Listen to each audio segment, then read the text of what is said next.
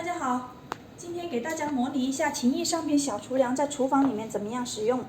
假设这个是灶台，这个是煤气灶，现在我已经站好了。平常只要以你最舒服、最自然的姿势站就好了，并不需要改变你的习惯的。这个是遥控器，如果你觉得线乱，还可以像我这样卡好。线长有1.2米，随手可以放在你想放的位置。之前我们已经测试过，小厨梁在室温37摄氏度的环境当中，开机能即时降温到22摄氏度。有兴趣的朋友可以看我们之前的视频。现在我将冷气和风速调到最大，因为冷气是从下往上吹的，跟油烟的走向是一致，所以并不会影响到油烟，而且它会在我跟灶台之间形成一面冷气墙，所以并不会觉得热。最后以我的切身体验告诉大家，穿宽松的衣服会更凉快。